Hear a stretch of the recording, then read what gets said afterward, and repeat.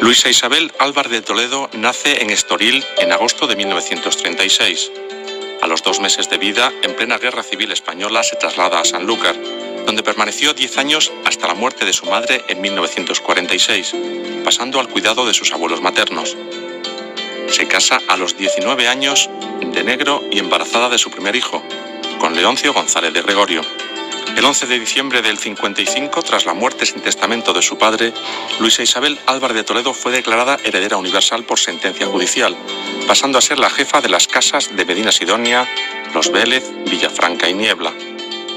Apenas tiene 20 años, está huérfana de padre y madre, tiene un hijo, otro en camino y media docena de títulos. Ese archivo estaba en un guardamuebles que yo no había visto por dentro y me encontré un túnel sin ventanas, con una humedad impresionante y un montón de papeles ingente. Y empezamos a transportarlo con una camioneta alquilada, 2 meses y pico. A toda esta yo tenía entonces 20 años y estaba esperando a mi segundo hijo, que fue una niña. Y a ver, mi gran preocupación era ponerme de parto mientras quedasen allí papeles. El último día sacamos, me acuerdo, el último legajo. Y llego a casa, me siento, digo, ya puedo parir cuando quiera, a las 5 de la mañana. Ese día se cruzan en la vida de la duquesa los 2 universos paralelos que convergen hoy en el juzgado de Sanlúcar. Un inmenso legado histórico y la maternidad de su segunda hija, Pilar, a la que se añadiría al año siguiente un tercer retoño, Gabriel. La infancia de los 3 hijos se vio marcada por la ruptura matrimonial de sus padres en 1962, tras la que la duquesa se embarcó en un activismo político contrario al régimen de Franco, que la acabaría conduciendo a ingresar en prisión en 1969 y posteriormente al exilio en Francia. Los niños vivieron primero con su bisabuela materna y después con sus abuelos paternos. La duquesa está pues inmersa en su universo histórico. Además de catalogar más de 6 millones de documentos, se empapa de legajos que hablan de viajes españoles a América anteriores a Colón. Publica libros de historia y de la actualidad política del momento, mientras se aleja cada vez más de sus hijos.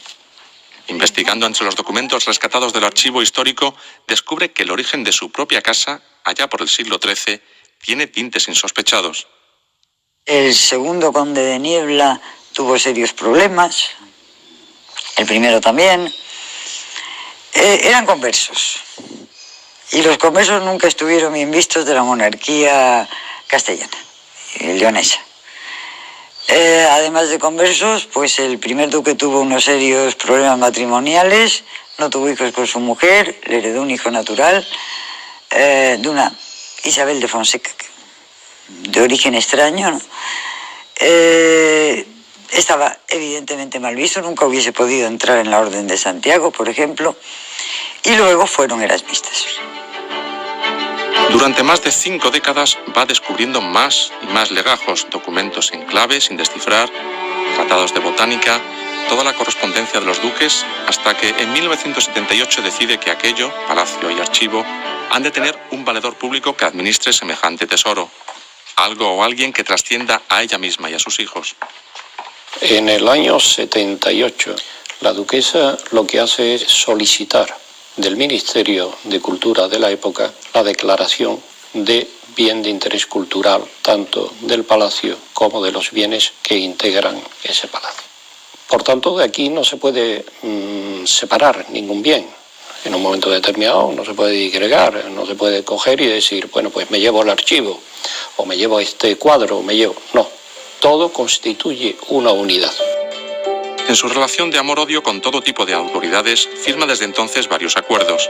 En el año 91 decide que una fundación es la figura legal más adecuada para velar por la unidad del archivo y de parte de su patrimonio.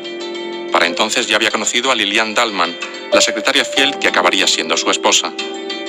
En el año 93 firma varios acuerdos con la Junta de Andalucía, que ya es patrono de la fundación, para dotar de presupuestos el funcionamiento de la misma.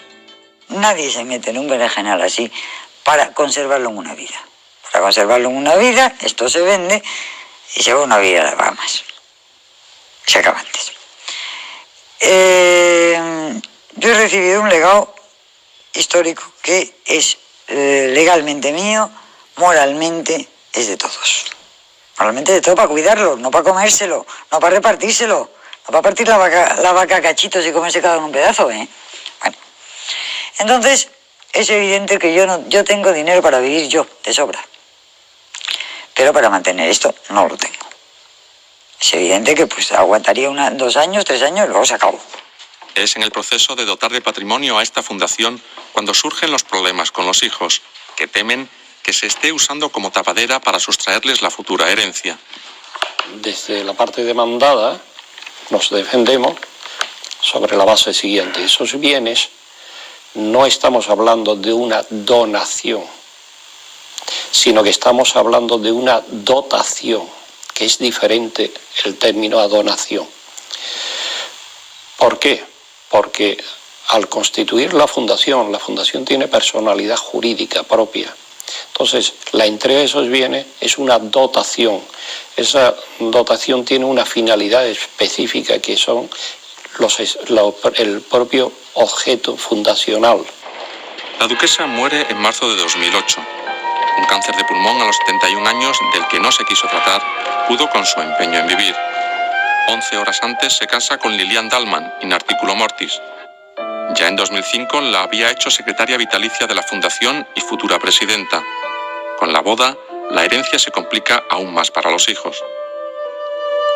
El temor a que se divida o incluso se puedan llevar el archivo fuera de Andalucía es el que impulsó en julio pasado a la constitución de la Plataforma Ciudadana en pro de la Fundación Casa Medina Sidonia. Más de 40 asociaciones culturales y sociales se han unido para presionar a las administraciones y para concienciar a la población andaluza del riesgo que supondría cualquier cambio en la estructura actual de la Fundación. La duquesa demostró siempre su amor por el legado recibido en aquel guardamuebles. Mostraba con curiosidad y orgullo, por ejemplo, los documentos que atesoraba el archivo sobre la pesca del atún en toda la provincia de Cádiz. Desde 1379 hay constancia de la concesión real de la propiedad de todas las almadrabas que hubiera en las costas del patrimonio del actual ducado de Medina Sidonia. Isabel Álvarez de Toledo decía lo que pensaba, siempre, sin pantallas de corrección política alguna. El Estado es un ente generalmente tiránico que suele abusar de su autoridad en España. Yo no es al Estado, para el Estado, para quien lo conservo para la sociedad, para los españoles, que es algo muy diferente para mí. Por los españoles podría darlo todo, hasta la vida. Por el Estado, absolutamente nada. Isabel era conocida en Sanlúcar como la Duquesita. Nunca cuajó en su tierra el sobrenombre de Duquesa Roja que le adjudicó la prensa extranjera y la nacional por imitación más tarde. Defendía que la cultura emanaba del pueblo y era para él, que las administraciones públicas administran, no son las dueñas, y que el amor se elige, no se impone. Su complicadísima infancia y adolescencia fue la herencia que le dejó a sus hijos, que sufrieron otra infancia largamente trastocada. Un alejamiento material y espiritual que es difícilmente cuantificable. La justicia debe dirimir si el archivo particular más importante de Europa puede servir para cerrar semejantes heridas.